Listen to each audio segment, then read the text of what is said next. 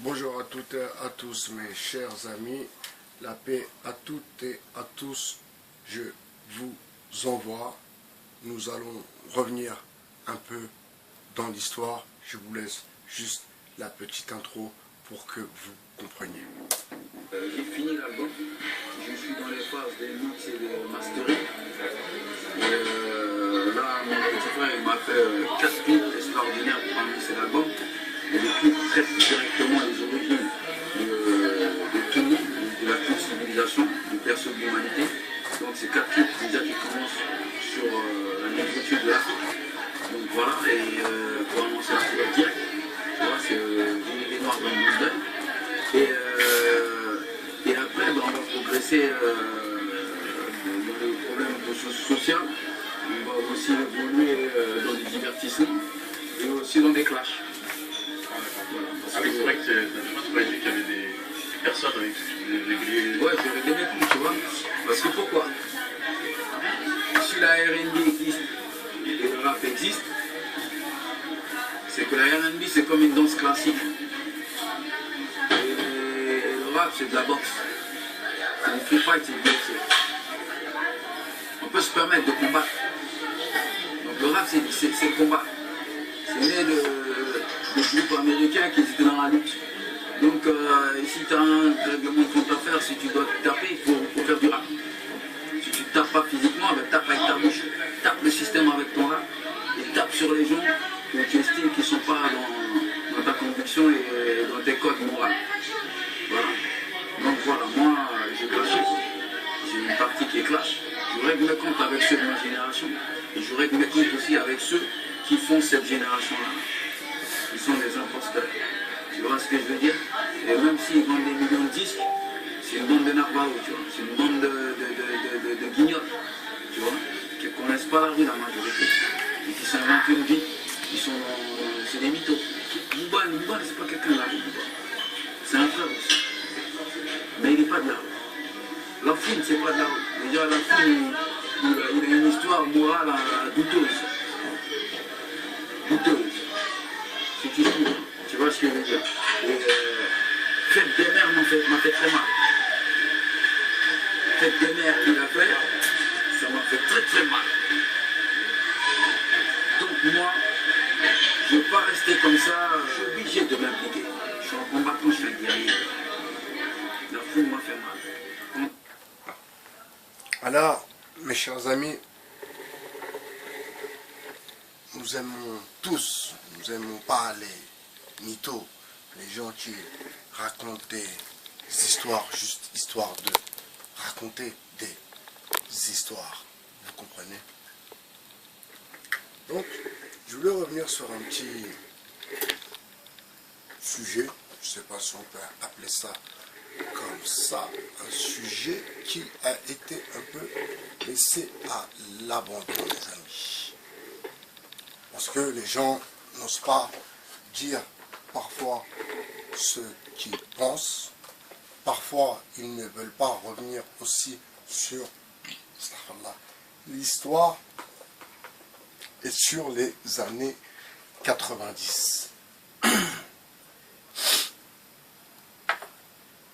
Alors, mes amis, vous savez, je suis quelqu'un qui respecte, qui aime le respect, qui aime qu'on le respecte, et c'est pour ça que je donne du respect aussi, parce que j'aime que l'on me respecte. Et bien sûr, je respecte les autres et je ne raconte pas d'histoire. Alors, on va commencer par quelque chose qui était intéressant de la bouche de Joe Dalton, qui disait en substance, bien sûr, que dans les années 90, les Noirs et les Arabes ne pouvaient pas marcher tranquilles dans la rue. Bien, mes amis, dans les années 90, nous étions bien là, à Châtelet, à La Défense ou ailleurs, et il n'y a personne qui nous empêchait de marcher tranquillement dans la rue. La première des choses. Alors avant de dire que oui, nous étions ceux qui faisons en sorte que les jeunes, les noirs et les arabes puissent marcher tranquilles dans la rue, eh bien tout ceci n'est qu'une invention, n'est qu'une imposture en vérité. Alors mes amis, je vais revenir aussi sur une petite vidéo. Comme je vous ai dit, je remonte un peu le temps, back in the day, je remonte un peu le temps sur ces vidéos passées où je décortique un peu les propos des individus et ce qu'ils vendent, entre guillemets, aux plus jeunes. Alors, moi, pour ceux qui l'ignorent, j'ai fait une carrière, je suis passé par la musique, je suis quelqu'un qui est, entre guillemets, toujours dans la musique, et j'ai connu l'époque, alors c'est pas l'époque d'or du rap français, bien sûr, mais l'époque du début du rap français, oui, nous étions bien là. Avec, bien sûr, nos équipes, avec nos connaissances et les mecs de notre quartier. Et jamais nous avons eu peur d'aller à Paris ou à Châtelet, peur d'avoir le sourire de l'ange. Alors mes amis aussi, quand j'ai entendu ce témoignage, parce que je ne sais pas d'où c'est sorti cette histoire que les skins balafrés, les gens, alors ça c'était pendant la guerre d'Algérie et ils appelaient ça un sourire kabyle. Donc rien à voir, cette transposition, si vous voulez, de l'histoire qui est complètement foncée, faussée, tronquée. Donc dans les années 90, nous étions bien à Châtelet, à la Défense et ailleurs, et nous marchions dans la rue tranquillement et personne ne nous prenait la tête. Alors, les premières personnes à qui je vais dédicacer, parce que c'est vrai que eux, ils ne font pas parler d'eux, ils ne font pas de vidéos, ils ne se la racontent pas, ils ne racontent pas des histoires aux plus jeunes.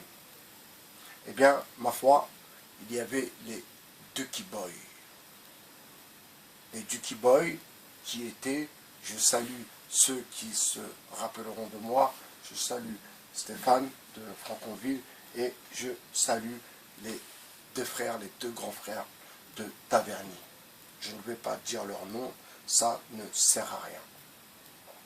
Qui eux, à cette époque, eh bien oui, pour moi c'était des grands frères et pour eux j'étais un petit frère. Et quand on se croisait dans le train, j'allais toujours parler avec eux. Nous, on était dans le tag et eux, ils étaient là à défendre les idées politiques et à chasser, pour le coup, à chasser réellement du skin. C'était vraiment des chasseurs de skin. Cette vidéo est là aussi pour leur rendre hommage aux Ducky Boys. Dans les Ducky Boys, bien sûr, il y avait des blancs, des noirs. C'était vraiment un melting pot, vraiment très redouté par nos ennemis de l'époque, car il y avait des skinheads. Ceci est une vérité. Par contre, de dire que à cette époque-là, eh bien, les Noirs, les Arabes ne pouvaient pas marcher tranquille à Châtelet, eh bien, ceci est un vrai mensonge. Donc, Joe Dalton, sur cette histoire, raconte n'importe quoi ou raconte ce qu'il veut. Parce qu'il n'y a pas de contradicteur en face, si vous voulez. Et là, vous voyez la rancune, la rancœur des gens qui, à l'époque du hip-hop, n'ont pas réussi à percer, à faire quelque chose de ce mouvement, eh bien, des années après, eh bien, ils reviennent en racontant des histoires qui n'existent, ma foi, que dans leur tête. Alors, cette vidéo est aussi à l'intention de cette génération qui a pu croire que c'était vrai, que les Noirs et les Arabes ne pouvaient pas marcher tranquille à Châtelet. Alors, je vous rassure, nous étions là. Parce que, vous voyez bien, ma couleur, je ne pense pas être blanc, je ne suis pas un arabe, je suis métisse, je suis musulman, et surtout, j'aime remettre les choses dans l'ordre et dire la vérité pour que ces plus jeunes, eh bien, ne nous prennent pas pour des mecs qui flippent. Non, non, non. On n'avait peur de personne. Parce que nous étions en confiance avec, bien sûr, les Ducky Boys. Et avec les Ducky Boys, il y avait les RJ, bien sûr, les requins vicieux. Ensuite, les requins juniors. Donc, si vous voulez, les BD, c'est un peu la classe en dessous des requins.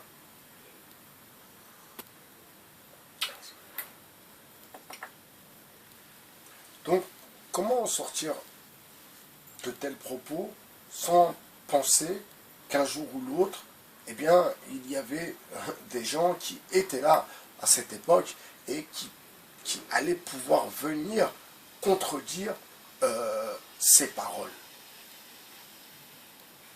Celles-ci, oui, à l'époque, nous, les Black Dragons, eh bien, nous étions là parce que les Noirs et les Arabes ne pouvaient pas marcher tranquille, etc., etc. Alors, parmi ces gens-là, bien sûr, il y en a qui étaient plus malins que les autres et qui ont vendu un peu la sécurité, si vous voulez, à certains commerçants du quartier qui ne voulaient pas trop de bordel dans leurs magasins et aux alentours de leurs magasins. Donc je ne vais pas donner de nom, encore une fois, mais par contre, je vais saluer mes amis, hein, parce que ce sont mes amis. Certains sont des amis proches, très proches, donc chez les Black Dragons. Et saluer encore une fois les Ducky Boys et vous dire à quel point nous étions rassurés de savoir que vous étiez là pour aussi nous protéger. Alors, les Black Dragons, vous savez, il y a eu de tas d'histoires, de tas de rumeurs, sur lesquelles moi personnellement, je ne veux pas venir pour pas faire d'embrouille et pour ne pas... Excusez-moi. Allô, salam alaikum. Tu peux me rappeler dans 5 minutes, s'il te plaît? Ça marche? Ok, à tout de suite. À tout de suite. À tout de suite. Bisous, bisous. Excusez-moi. Donc, raconter des histoires. Et vous voyez, ce qui est drôle et ce qui est frappant, c'est que les gens qui reviennent sur cette époque en espérant faire du buzz, eh bien, ce sont des gens qui n'ont pas spécialement percé dans la musique, qui n'ont pas spécialement percé dans les médias, dans la littérature ou autre. Et ceux qui sont attaqués aujourd'hui, ce sont ceux qui ont un vrai talent. Pour le coup, je voudrais saluer Mathias Cardet, qui lui connaît très bien cette époque et lui aussi ne veut pas se fâcher avec certaines personnes, et je comprends très bien la position qu'il a par rapport à Joe Dalton et la position que Joe Dalton a envers lui aussi. Au lieu de saluer quelqu'un qui enfin fait sortir un peu la littérature urbaine, quelqu'un de quartier qui enfin pousse les portes du milieu de la littérature, eh bien non. Eh bien non, il le dézingue et parle mal de lui. Et tout ça, mes amis, simplement juste par le démon. Alors, vous voyez comment l'homme est ingrat, l'ingratitude même de l'homme. Aucune reconnaissance.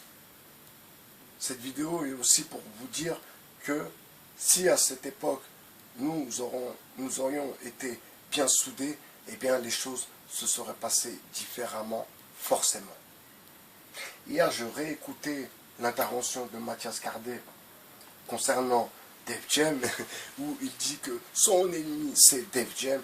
Eh bien oui, en effet, c'est bien Def Jam qui stigmatise, c'est bien Def Jam qui vous vend des artistes, là je parle aux plus jeunes, qui ne sont pas spécialement talentueux, mais qui fonctionnent, qui tournent. Vous avez compris que le milieu de la musique aujourd'hui est gangréné, que le milieu de la musique est vraiment très bas de gamme, et je pense qu'il n'a jamais été aussi bas qu'aujourd'hui. On a la preuve avec les accoutrements d'aujourd'hui, ces jeunes qui n'ont aucun respect, ces jeunes qui parlent mal, qui s'habillent mal et qui ne réfléchissent même pas, ne se rendent même pas compte de la chance qu'ils ont d'être sur ce territoire, de pouvoir aller à l'école, de pouvoir profiter, entre guillemets, bien sûr, car ce sont des jeunes français, du système et continuer à prolonger leurs études. Donc cette vidéo est pour vous dire que nous avons besoin de vous. Je m'adresse aux plus jeunes. Et vous les plus jeunes qui avez suivi ces épisodes de mensonges, parce qu'en vérité c'est un mensonge, c'est un réel mensonge.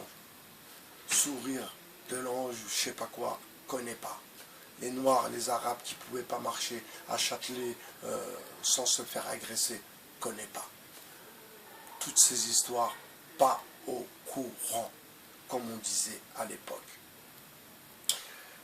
Je ne vais pas intituler Mathias Cardet suite, mais je suis en train de préparer la suite, mais cette vidéo était, si vous voulez, pour essayer de placer un peu storytelling que je suis en train de mettre en place pour vous faire comprendre aux plus jeunes de vous organiser différemment et bien sûr de demander aux artistes d'avoir un peu plus de lucidité et de savoir, de réaliser que sans vous, eh bien l'industrie de la musique est morte.